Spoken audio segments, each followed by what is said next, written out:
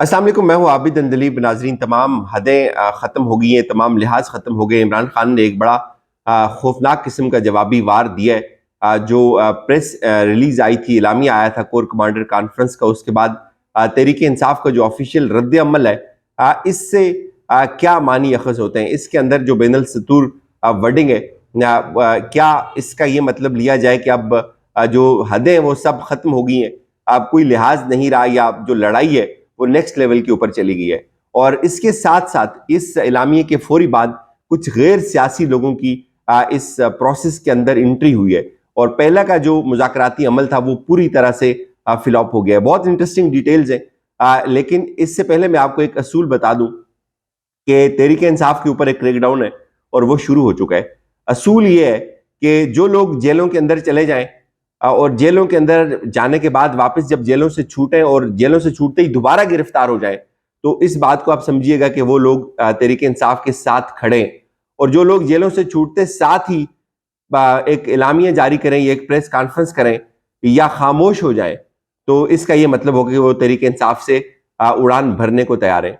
Recent examples मैं आपको दो दे देता हूँ। श्री मजारी साहिबा को आज रिलीज करने का हुक्म दिया गया, और इस वक्त उनकी बेटी ये बता रही है कि उनको जब दोबारा गिरफ्तार किया गया और उनको एक पुलिस स्टेशन के अंदर लेकर जाया गया और पीछे वो गई जब, तो वो लिख रही हैं कि मैं वहां पहुंची तो मेरी वालिदा के ऊपर तशद्दुद हो रहा था, और मैंने आवाज बुलंद की तो मेरे ऊपर भी तशद्दुद किया गया, मुझे घसीटा और मुझे वहां से बाहर निकाल दिया, और अब उनको किसी दूसरी जगह के ऊपर मुंतकिल किया जा रहा है। और यही सब कुछ इस वक्त तक जब मैं आपसे बात कर रहा हूँ फवाद चौधरी के साथ हुआ। उनकी भी गिरफ्तारी के बाद आज पेशी थी, रिहाई हुई उनकी, उनको दोबारा गिरफ्तार किया गया, वो भागकर वापस कोर्ट के अंदर पहुंचे, अभी तक वो कोर्ट के अंदर बैठे हुए हैं, रिटन ऑर्डर का इंतजार कर रहे हैं। ये अब चलेगा। जो लोग तहरीक इंसाफ के साथ खड़े रहेंगे उनके साथ ये होता रहेगा, जेलों से बाहर आएंगे फिर पकड़े जाएंगे, जेलों से बाहर आएंगे फिर पकड़े जाएंगे, ये टाइम शुरू हो गया। लेकिन इस सब में कल एक बहुत इंपॉर्टेंट बात हुई थी। कल चीफ जस्टिस साहब ने यह कहा था कि अगर आप मुज़ाकराती अमल का हिस्सा बनना चाहते हैं और इसको आगे बढ़ाना चाहते हैं, तो आपको कम अज कम जो मुज़ाकराती अमल में शरीक तहरीक इंसाफ के लोग हैं एटलीस्ट उनको रिलीज करना होगा। और ये कमिटमेंट दी थी अटॉर्नी जनरल ने।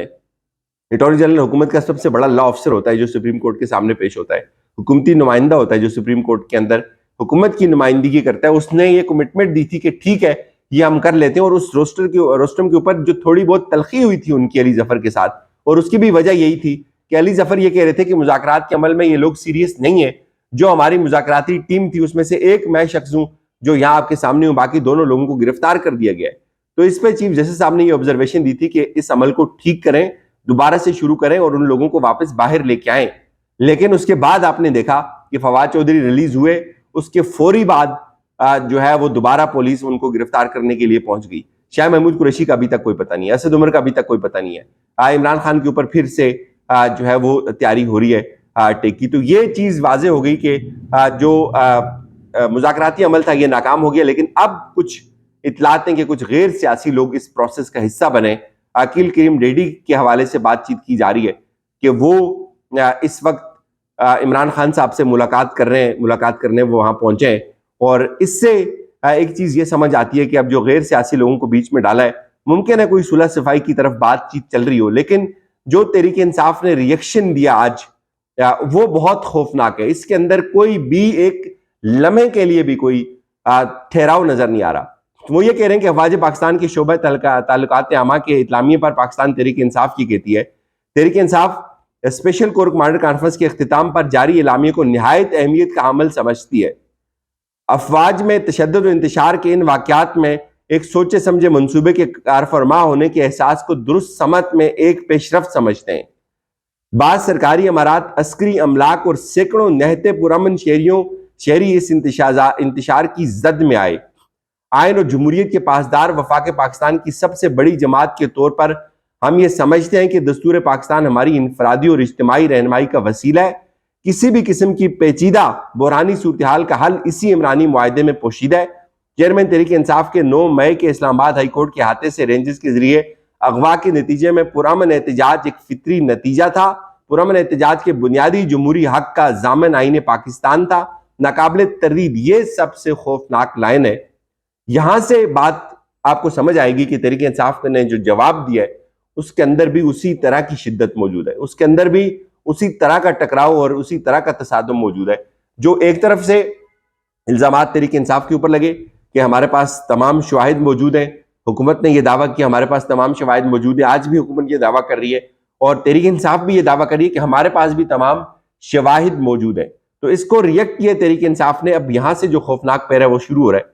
ناقابل تردید شواہد دستیاب ہیں کہ پرامن مظاہرین کی صفوں میں ایک سوچے سمجھے منصوبے کے تحت مسلح انتشار پسند داخل کیے گئے. ان انتشار پسندوں نے ایک جانب جلاؤ گھیراؤ کو ہوا دی تو دوسری جانب پرامن نہتے شہریوں پر گولیاں برسائیں. انتشار پسندوں کی فائرنگ کے نتیجے میں درجنوں معصوم شہری شہید جبکہ سینکڑوں زخمی ہوئے.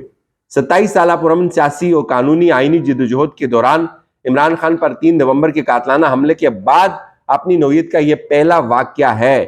اس واقعے میں عام شہریوں کے ساتھ ہمارے کارکنوں کو بڑے پیمانے پہ گولیوں کا نشانہ بنایا گیا، اور سپریم کورٹ کے حکم پر غیر قانونی حراست سے رہائی کے بعد چیئرمین قوم سے اپنے خطاب میں سپریم کورٹ کی ججز پر ایک بااختیار کمیشن کی تشکیل کی تجویز پیش کر چکے ہیں.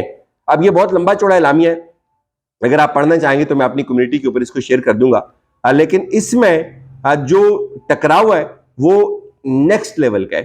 اس کے اندر کہیں بھی آپ کو ٹھہراؤ نظر نہیں آ رہا، اور تحریک انصاف نے اس کو بھرپور طریقے سے ریئیکٹ کیا ہے اور بڑی تفصیل کے ساتھ ریئیکٹ کیا. اور آخر پہ وہ لکھتے ہیں کہ آئین کے تابع اس قومی سفر کی راہ ہموار کی جائے جس کی بنیاد کشمکش کی بجائے یکجہتی پر استوار ہو.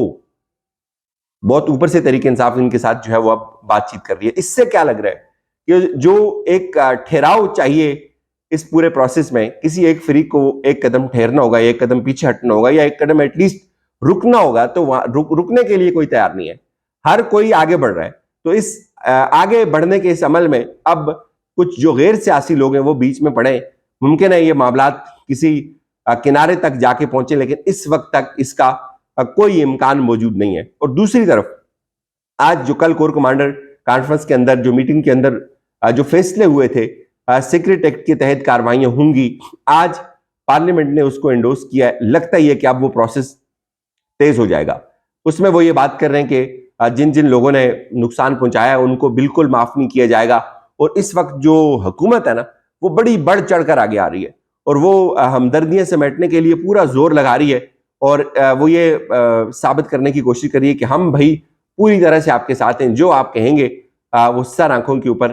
اور انہوں نے اس امر کا اظہار بھی کیا کہ اب توہین پارلیمنٹ جو ہے وہ بھی ہوگی. 2 کام ہوئے بیسیکلی آج. ایک تو آرمی ایکٹ کے تحت جو ٹرائل تھا وہ باقاعدہ طور پہ اب یوں سمجھیں کہ وہ شروع ہو گیا ہے، اور دوسرا توہین پارلیمنٹ کا جو بل ہے وہ بھی منظور ہو گیا کہ اب پارلیمنٹ کی توہین کوئی نہیں کر سکے گا. ایٹ لیسٹ یہ بنیادی طور پہ جو سپریم کورٹ ہے اس کو آنکھیں دکھانے کی کوشش ہے. اور یہ پوری کی پوری پارلیمنٹ جب سے یہ بنی ہے، جب سے یہ امپورٹڈ حکومت آئی ہوئی ہے، اس کا صرف اور صرف ایک کام ہے، یہ اپنے آپ کو سیکیور کرنے کے لیے قانون بنا رہی ہے، آئین بنا رہی ہے، اور اپنی بقا کے لیے یہ سب کچھ کر رہی ہے. دن رات 24 گھنٹے ان کا کام ہے کہ یہ ان کا اقتدار پروٹیکٹ ہونا چاہیے، اور کم وقت میں اس کی قیمت چاہے پورا ملک ہی کیوں نہ ادا کرے. تو یہ جو اب فیز شروع ہو رہا ہے مجھے لگتا ہے یہ انتہائی گمبھیر ہوگا، اور اگلے کچھ گھنٹوں کے اندر آپ کو مزید کچھ ایسے لوگ نظر آئیں گے جو تحریک انصاف سے اڑان بھریں گے. اور یہ ایک سلسلہ تنویر الیاس سے شروع ہوا تھا، یہ چل پڑا ہے، اور اس میں بڑے بڑے پردہ نشینوں کے نام آتے ہیں. اجازت دیجیے، اپنا خیال رکھیے گا. خدا حافظ.